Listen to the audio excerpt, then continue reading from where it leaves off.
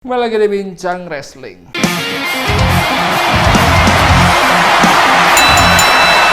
Jadi gue pengen nanya sama lu semua. Setuju gak sih The Shield reunion lagi? Kalau gue sih menurut gue tuh The Shield salah satu grup lah terbaik sih menurut gue di semuanya, di semua era gitu. Nggak ada yang bisa ngalahin lagi The Shield. Terbaik menurut gue. Kita ambil contoh banyak banget grup ya. Ada dulu Four Horsemen, NWO, Evolution, DX. Udah, siapa lagi? Mungkin gue lupa, nggak tahu juga. Mungkin lu bisa sebutin. Oh, sama Bullet Club, sorry. Oke. Nah, menurut gue nih, kita bahas satu-satu. Jadi menurut gue tuh kenapa The Shield terbaik sepanjang masa? Karena paling pertama, 3 karakternya kuat banget. Yang kedua, 3-tiganya orang ini juara dunia di company yang sama. Kita Four Horsemen. Four Horsemen itu ada Ric Flair, Arn Anderson, nama 4-nya gue lupa. Mereka itu belum pernah juara satu-satunya, enggak. Dan yang paling kuat tuh Ric Flair waktu Four Horsemen itu. Kita ke sini lagi, kita ke NWO. Ada Hogan, Kevin Nash, Scott Hall. Terus banyak banget kan kesananya. Ini kita originalnya 3. Cuma Scott Hall yang belum pernah juara. Satu. Yang kedua, mereka itu beda generasi semuanya. Hogan tuh generasi tahun 80-an. Saat Hogan udah di NWO itu udah karirnya tuh udah senior banget lah kasarnya tuh. Itu udah ini banget. Nah, yang lagi masih muda tanda kutip itu Kevin Nash sama Scott Hall. Jadi kalau dari segi karir, dari segi ini jauh banget tuh. Jadi Hogan tuh udah di sini banget. Sebenarnya Kevin Nash sama Scott Hall tuh masih di sini, dan Scott Hall juga belum pernah jadi juara dunia di WCW World Champion. Dia enggak kan. Hogan WCW World Champion, Kevin Nash juga. Scott Hall nggak pernah. Nggak tahu kenapa gue dulu nggak pernah. Nah, terus DX, Shawn Michaels, Triple H, dua-duanya pernah jadi juara, pernah banget mereka. Cuman di waktu yang bersamaan, kesannya mirip kayak tadi.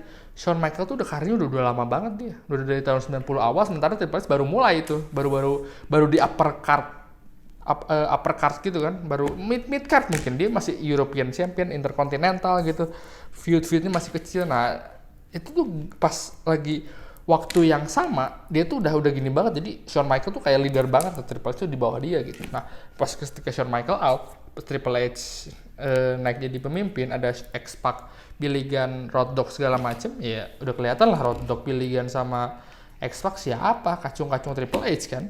Mereka juara champion, apa paling tinggi Intercontinental. Wah, jauh banget. Nah, udah gitu ada Evolution. Nah, di Evolution ini 4-4-nya jadi juara World Champion. Memang. Cuman beda generasi. Yang satu generasi itu Randy Orton sama Batista. Ini gue ngomongin generasi bukan dari segi umur ya, tapi dari segi emang Batista tuh udah tergolong tua sih masuk ke WWE. Kalau nggak salah dia tuh udah 30 hampir 40 lah waktu debutnya. Dan Randy Orton masih muda banget, masih di 20-an apa 25-an kalau nggak salah, atau 23-an gitu. Nah, mereka tuh beda. Maksud gue tuh generasi mereka masuk ya, generasi mereka debut. Nah, waktu itu Ric Flair pernah World Champion tapi di WWE, tapi udah tahun 90-an. Triple H lagi hot-hotnya juara World Champion.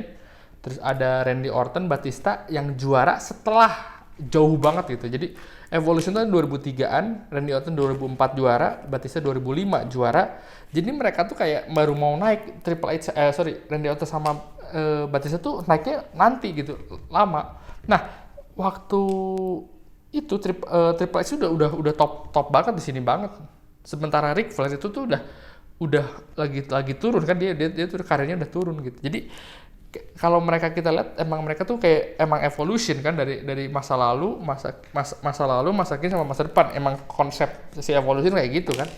Jadi menurut gue kalau dibilang bagus ya bagus, cuman nggak terbaik gitu. Nah, setelah itu ada Bullet Club. Gue juga ngikutin New Japan ya.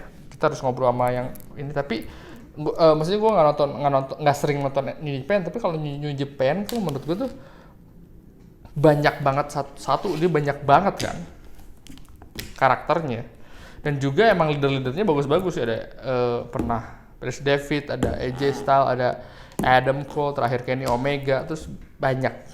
Tapi nggak kayak tadi, nggak semuanya World Champion. Nah yang terakhir itu ada Shield semua karakternya itu jadi juara, dan mereka semua itu di generasi yang sama. Mereka debutnya bareng, belum pernah jadi World Champion. Udah mah belum pernah jadi World Champion, mereka karirnya naik pelan-pelan. Kayak jadi tag team dulu, mid card dulu, dan kalau lo perhatiin The Shield itu menang World Champion, World Champion pertama ya, saling ngepin sesama lain. Yang paling pertama juara tuh Seth Rollins ngepin Roman Reigns, yang kedua jadi juara itu Roman Reigns ngepin si Dean Ambrose menang juara World Champion ngepin Seth Rollins. Lu kalau lu nggak percaya, lu bisa googling, lu bisa nonton, gue lupa pay-per-view-nya apa, tapi sempat dibahas mereka tuh ngepin satu sama lain bertiga ini gitu. Nah menurut gue tuh mereka tuh terbaik banget, di salah satu grup terbaik yang ada di yang sepanjang masa WWE ya, mungkin gue bilang gitu. Jadi di dalam company yang sama mereka bisa jadi world champion gitu di situ, dan karakternya tuh bertiga kuat banget. Dan menurut gue nih, kalau misalnya nggak tahu sih ya apakah mungkin apa enggak, kalau Seth Rollins dan Roman Reigns gitu digoda sama AEW atau digoda sama New Japan, atau kayaknya nggak mungkin juga sih. Kayaknya menurut gue kehilangan Dean Ambrose cukup nampar WWE banget gitu Kak. Tapi kemungkinan Dean Ambrose balik lagi ke WWE mungkin ya, menurut gue mungkin. Nggak ada yang nggak mungkin sih, karena kayak Goldberg terus Kurt Angle yang marah-marah sama WWE dulu kan balik lagi kan.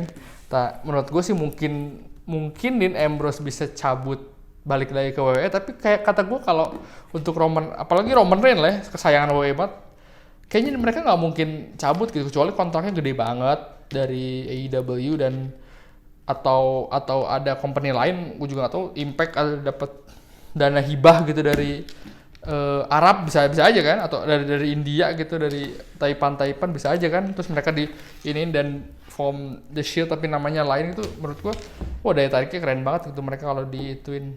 Dan gue sih sebenarnya gue lebih berharap mereka tuh bisa reunion tapi di tempat lain gitu, kayak di AEW atau New Japan gitu, dengan nama yang beda tapi mereka bertiga gitu kan, lebih keren gitu. Tapi kayaknya susah sih karena mereka udah top banget gitu. Jadi gue sampai ketemu di Bincang Wrestling minggu depan.